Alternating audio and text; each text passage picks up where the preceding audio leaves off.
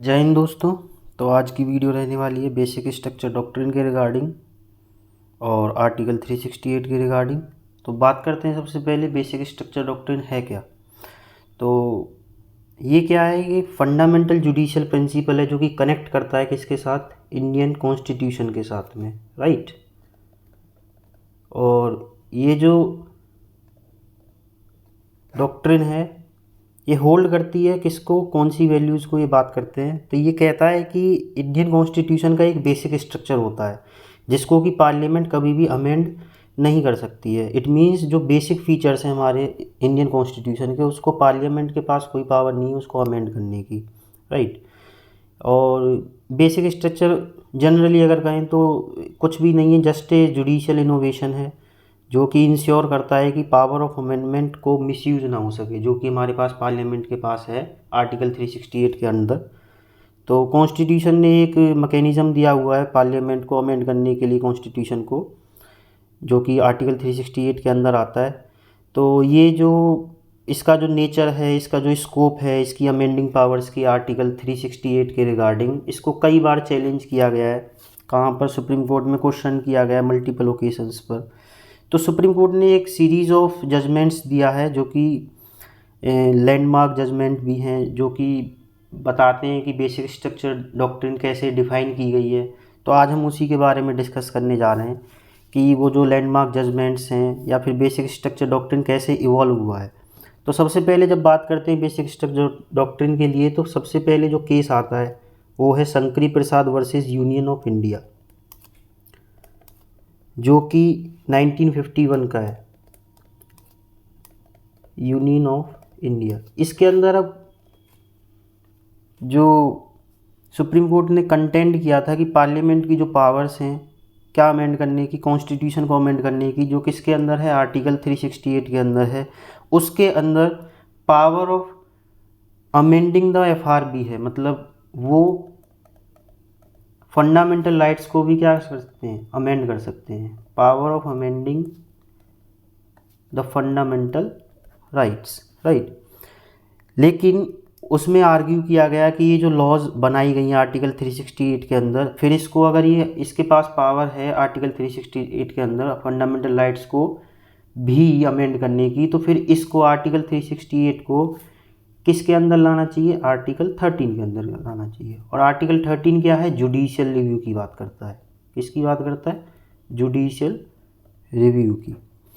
तो supreme court के सामने जब ये आर्ग्यू किया गया कि लॉज जो हैं 368 के अंदर अगर एफआर को पावर है अमेंड करने की, तो आर्टिकल 13 के अंदर लाइए, तो सुप्रीम कोर्ट ने इसको सिरे से खारिज कर दिया। और सुप्रीम कोर्ट ने कहा कि it does not come under the ambit of 13 article, and जो कि इसकी जो लेजिस्लेटिव पावर्स हैं, ऑर्डिनरी पावर्स हैं, उसको डिफरेंशिएट कर दिया। अगर हम कहें कि शंकरी प्रसाद वाले केस में बेसिकली हुआ क्या, इन्होंने डिफरेंशिएट किया किसके बीच में, कॉन्स्टिट्यूएंट पावर्स और लेजिस्लेटिव पावर्स के बीच में, राइट। और यहाँ पर एक और मज़े की बात क्या है कि इन्होंने डॉक्ट्रिन ऑफ हार्मोनियस स्ट्रक्चर या डॉक्ट्रिन ऑफ हार्मोनियस कंस्ट्रक्शन को भी फॉलो किया।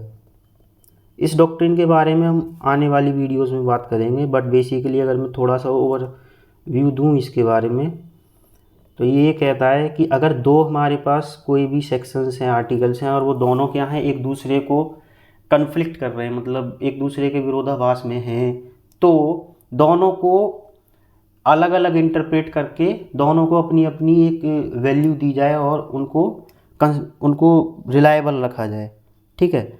तो शंकरी प्रसाद में सिंपली ये कहा गया कि आर्टिकल 368 के अंदर पावर भी है एफआर को अमेंड करने के लिए भी, और ये जो है आर्टिकल 13 के अंदर भी नहीं आएगा।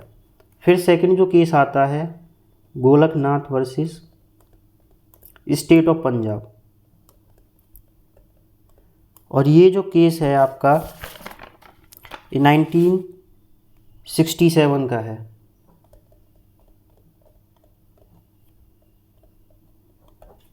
हमने बीच में ये जो सज्जन सिंह वर्सेस राज स्टेट 1965 वाला केस है इसलिए नहीं बताया क्योंकि इसमें सुप्रीम कोर्ट ने सेम ही डिसीजन को फॉलो किया था जो शंकरी प्रसाद में था, 5 जज की बेंच थी, उसमें 3 और 2 की मेजॉरिटी के साथ उसका जजमेंट दिया गया था। उसमें 2 जज ने डिसेंटिंग रिमार्क्स दिए थे। उसमें ये कहा था कि जो सिटीजन्स के फंडामेंटल राइट्स हैं वो एक खेलने की चीज़ नहीं है जो कि किसके हाथ में दे दी जाए, पार्लियामेंट जो कि मेजॉरिटी में ऑलरेडी है।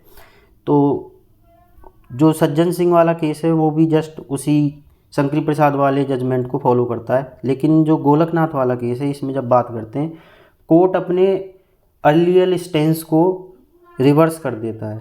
It is reversing the decision.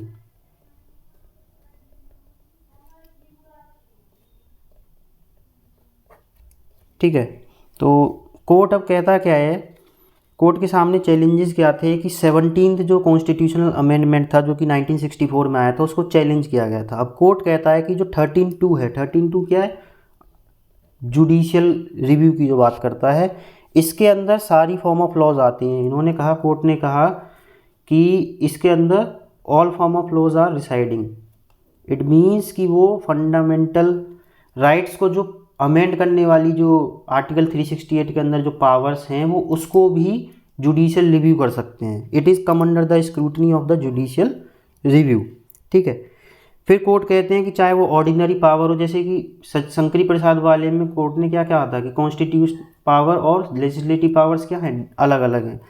तो गोलकनाथ वाले केस में कोर्ट क्या कहता है, दोबारा से अपने स्टेंस को रिवर्स करके, कि ऑर्डिनरी पावर्स हों चाहे कॉन्स्टिट्यूशनल पावर्स के थ्रू कोई भी लॉ बनाई जा रही हो, सारी की सारी लॉज किसके अंदर आती हैं, जुडिशियल रिव्यू के अंदर आती है। इट मीन्स कि आर्टिकल 13 के एम्बिट के अंदर आता है। ठीक है, और अगर इनमें से कोई भी अमेंडमेंट जो लाते हैं हम एफआर को चेंज करने के लिए, वो अनकॉन्स्टिट्यूशनल डिक्लेयर कर दिया जाएगा। और एक और चीज़ उन्होंने कहा आर्टिकल 368 के रिगार्डिंग, कि आर्टिकल 368 के अंदर प्रोसीजर भी है।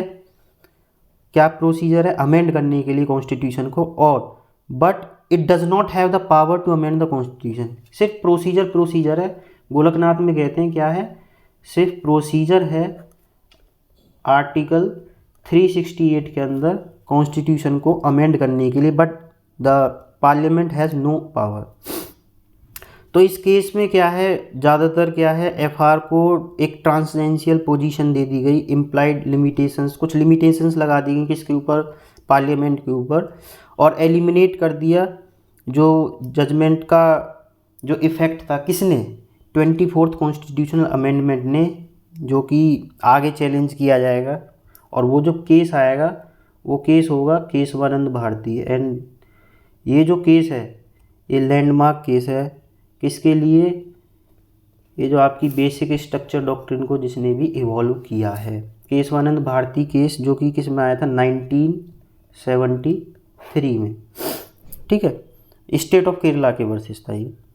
इसने क्या किया, ये लैंडमार्क केस था जिसने concept of basic structure doctrine को डिफाइन किया, और सुप्रीम कोर्ट ने डिक्लेयर किया क्या, कि ये जो 24th अमेंडमेंट है ये वैलिड है।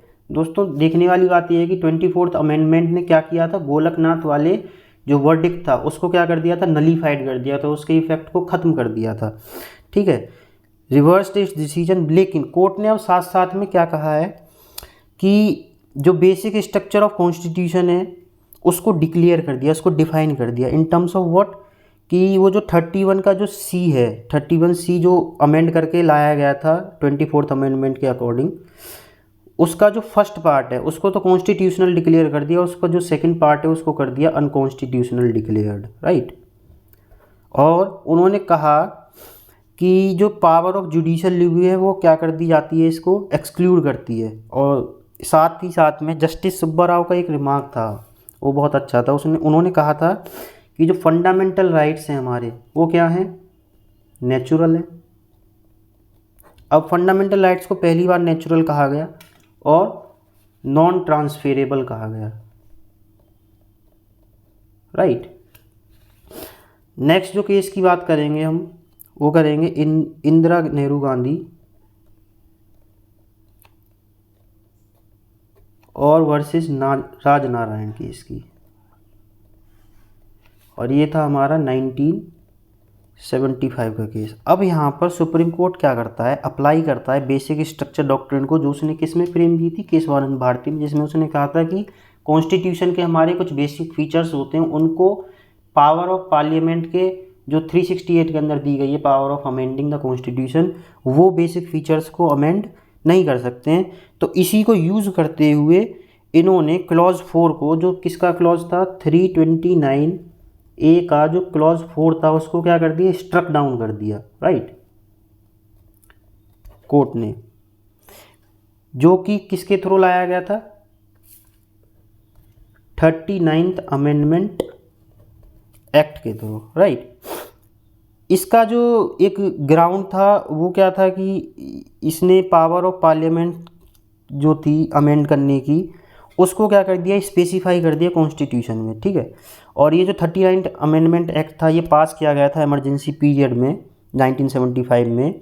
और ये एक्ट जो किस लिए लाया गया था कि election of president, election of vice president, election of prime minister और स्पीकर ऑफ लोकसभा, ये क्या है, ये आर्टिकल 13 मतलब जो जुडिशियल रिव्यू या फिर कहें तो जुडिशियल या जुडिशरी के स्क्रूटनी से बाहर रख दिया इन सबको, चाहे वो प्रेसिडेंट का इलेक्शन हो, वाइस प्रेसिडेंट हो, प्राइम मिनिस्टर हो, इन सब के इलेक्शन को क्या कर दिया उन्होंने, बाहर कर दिया, किसकी स्क्रूटनी से, जुडिशरी के, मतलब जुडिशरी का अब कुछ लेना देना नहीं है।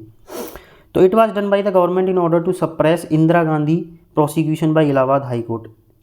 इस वाले केस के रिगार्डिंग हम किसी और वीडियो में बात करेंगे डिटेल में, बट इसमें सिंपली बस यही था कि इंदिरा गांधी को जेल में ले जाने की बात हो गई थी, किसके लिए, करप्ट इलेक्टोरल प्रोसेस के लिए, जो कि इलाहाबाद हाई कोर्ट ने एक जजमेंट पास किया। तो ये उसको कल्मिनेट करने के लिए एक प्रयास किया गया था, किसके थ्रू, इंदिरा गांधी जी के थ्रू, ठीक है।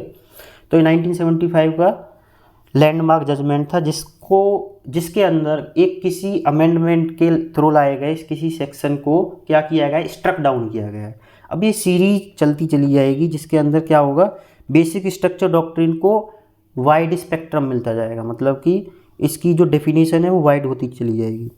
नेक्स्ट जो केस की बात हम करेंगे वो करेंगे Minerva mills versus union of India. ये केस है हमारा 1980 का, राइट। इसमें क्या करते हैं, जजेस जो एक रूल देते हैं या जो जजमेंट देते हैं, ये लिमिट कर देते हैं किसकी पावर्स को, पार्लियामेंट की पावर्स को, ठीक है। और वो कहते हैं कि जो लिमिटेड पावर ऑफ पार्लियामेंट है, ये खुद ही एक बेसिक स्ट्रक्चर का क्या है, फीचर है। अब उन्होंने क्या बना दिए, feature of basic structure doctrine. अब पार्लियामेंट अपनी पावर्स को भी इंक्रीज नहीं कर सकती है, क्यों, क्योंकि अब उसने जो जजेज ने जो रूल किया है, इसमें जो जजमेंट दिया है, उसने क्या कर दिया है कि limiting of power of parliament को ही एक बेसिक स्ट्रक्चर डॉक्ट्रिन का क्या बना दिया है, फीचर बना दिया है। और इस केस ने दोबारा से मजबूती प्रदान की किसको, बेसिक स्ट्रक्चर डॉक्ट्रिन को। कोर्ट ने डिक्लेयर कर दिया कि जो 31C था हमारा, जो अमेंड किया गया था 42nd अमेंडमेंट के थ्रू, 42nd अमेंडमेंट के थ्रू जो सेक्शन इन्होंने लाया गया था 31C, उसको क्या कर दिया, अनकॉन्स्टिट्यूशनल डिक्लेयर कर दिया by the use of basic structure doctrine, right.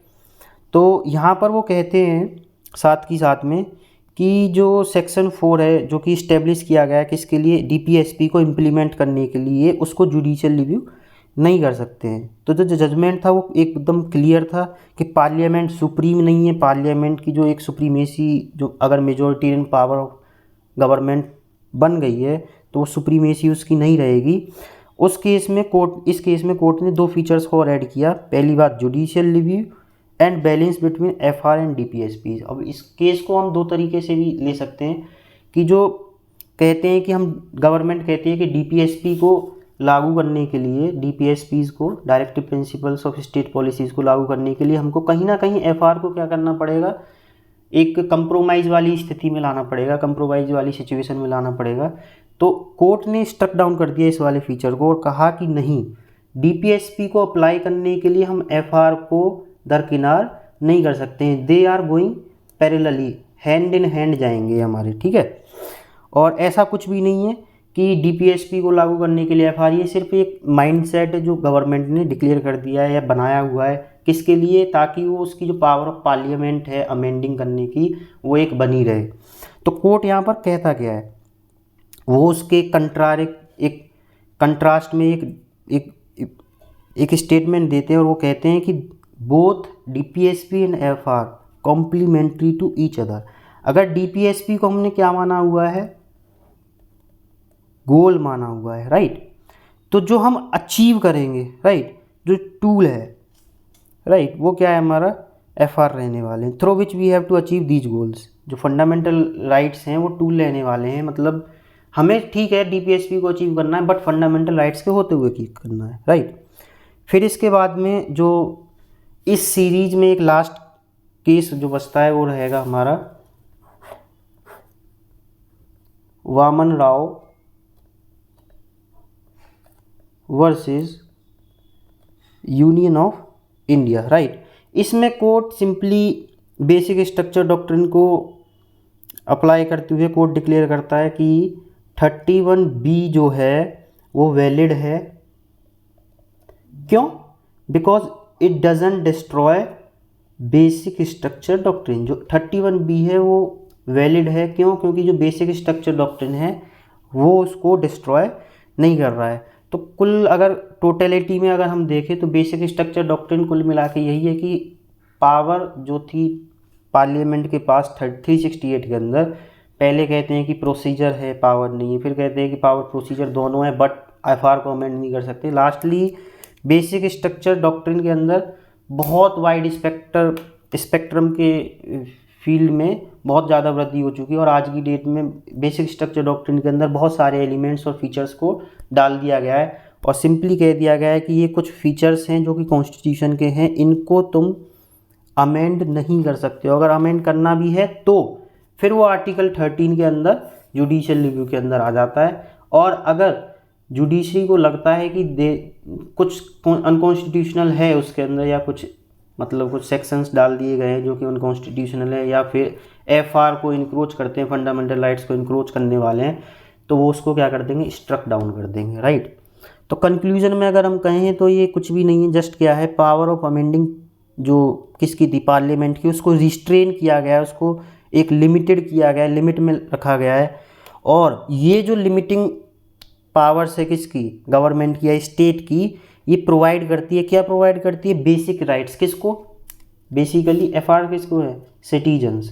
तो इस सिटीजन्स को क्या करती है, एक स्ट्रेंथ देती है, किसके अगेंस्ट, स्टेट के अगेंस्ट। और ये जो स्ट्रेंथ दी गई है किसको, सिटीजन्स को, ये ओवर रूल नहीं की जा सकती किसी भी ऑर्गन के द्वारा जो कि किसका है, स्टेट का, ईदर इट्स एडमिनिस्ट्रेशन और legislation, right. Thank you for viewing this video.